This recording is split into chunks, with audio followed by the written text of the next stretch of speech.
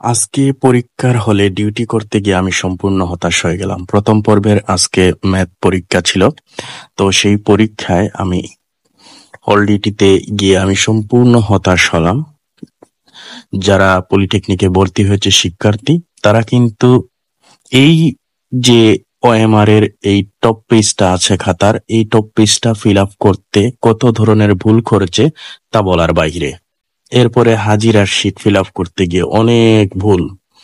আমি পূর্বের ভিডিওতে কিন্তু হাজিরা শিট কিভাবে ফিল আপ করতে হয় সম্পূর্ণ একটা ভিডিও দিয়ে দিয়েছি, যেটা দেখলে অনায়াসে খুব সহজেই হাজিরাটা শিট ফিল আপ করতে পারবে। তো দেখা গেল অনেকে বিরাট আকারে ভুল করেছেন হাজিরা শিট ফিল আপ করতেও। তারিখটা পর্যন্ত লিখতে গেলে তারিখ দিয়েছেন, দিন দিয়েছেন সেটা বাংলা, মাস দিয়েছেন ইংলিশ, না হয় সাল দিয়েছেন ইংলিশ। এই বাংলা আর ইংলিশের এই মিশ্রণে বাংলিশ হয়ে গেছে। তো যাই হোক, যেহেতু হাজিরা শিট ফিল আপের ভিডিওটি দিয়েছি, তো চিন্তা করলাম টপ পেজ ফিল আপের ভিডিওটা দিয়ে দিই। যারা এবার প্রথম পর্ব সহ যারা আগামীতে প্রথম পর্বে প্রথম পরীক্ষা দিবেন, তখন এই ভিডিওটি সামনে আসলে অবশ্যই ভিডিওটি দেখবেন কিভাবে এই টপ পেজটা ফিল আপ করতে হয়। তো এই টপ পেজে দেখতে পাচ্ছেন এখানে লেখা আছে বাংলাদেশ কারিগরি শিক্ষা বোর্ড, লেখা আছে এই বক্সের মধ্যে কোনো দাগ দেওয়া সম্পূর্ণ নিষেধ। এরপরে এখানে রয়েছে বর্ষ পর্ব সমাপনী পরীক্ষা। যাই হোক, এখানে যদি লিখতে চান লিখতে পারেন প্রথম, না লিখলেও সমস্যা নেই, প্রথম পর্ব সমাপনী পরীক্ষা। তো এখানে পরীক্ষা দেওয়া আছে, এখানে ভালো করে লক্ষ্য করে দেন, এখানে দেওয়া আছে 202। এটা যে 2 আর এটা হচ্ছে 2, এই পার্থক্যটাই অনেকে জানে না। দেখুন এই 2টা কিন্তু নিচের যে মাত্রাটা রয়েছে সেটা হচ্ছে স্ট্রেট, আর এখানে 2 এটা হচ্ছে অ্যাঙ্গেল ভার্টিক্যাল আকারে চলে গেছে। তো এটা কিন্তু 202, এরপরে এখানে হবে 4। এখান থেকেই কিন্তু খাতার ফিল আপটা শুরু, তাইলে এখানে 4 দিবে, অনেকে কি করে 4 দিয়ে দেয়।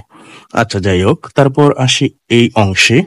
এই অংশে কিন্তু আপনারা প্রথম পর্ব, এই যে প্রথম পর্ব, আপনি প্রথমে কি করবেন, এই সার্কেলটা এইভাবে ফিল আপ করে নেবেন। ফিল আপ করে নিয়েই আপনি দ্রুত ভিতরের দিকে ঢুকে যাবেন। শেষ।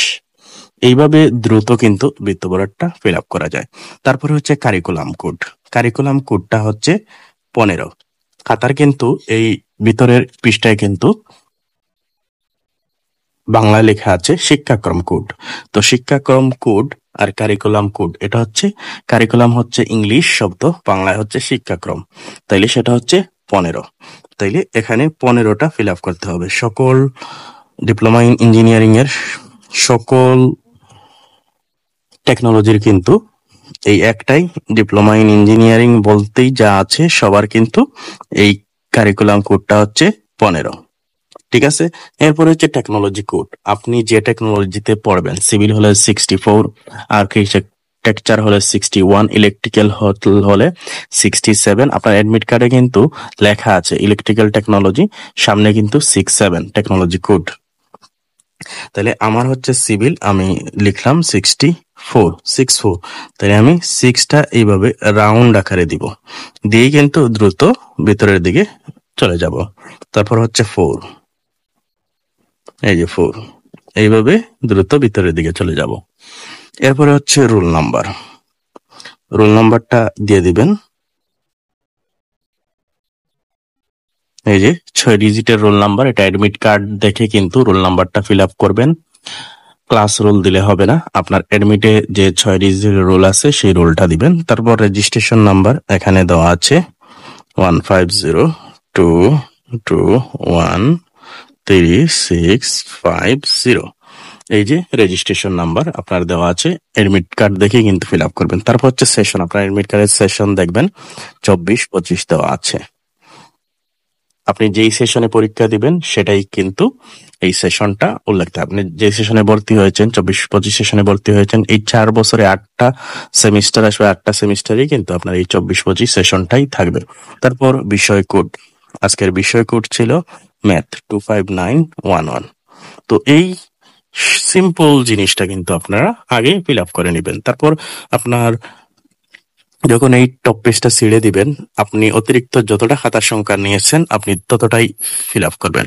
আপনি 3টা নিয়ে থাকলে 3 ফিল আপ করবেন। অনেকে কি করে 1 থেকে ফিল আপ করে 3 পর্যন্ত ফিল আপ করে ফেলে।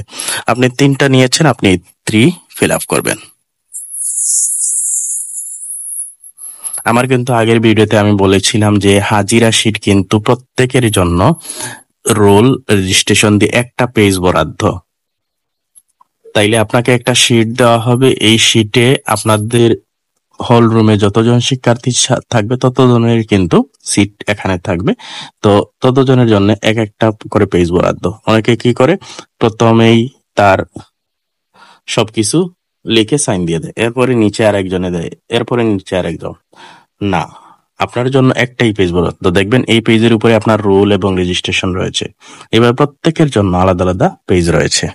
তো দ্রুত বৃত্ত ভরাট করার টেকনিকটাই হচ্ছে এইভাবে। আপনি প্রথমে কি করবেন, রাউন্ডটা দিবেন, দিয়ে আপনি দ্রুত ভিতরের দিকে ঢুকে যাবেন। প্রথমে যেহেতু একটু প্র্যাকটিস করবেন আপনার স্লো হবে, ধীরে ধীরে কিন্তু কয়েকটা যখন করবেন তখন দেখবেন আপনার এটা ফাস্ট হয়ে গেছে। তো আজকের ভিডিওটি এই পর্যন্তই।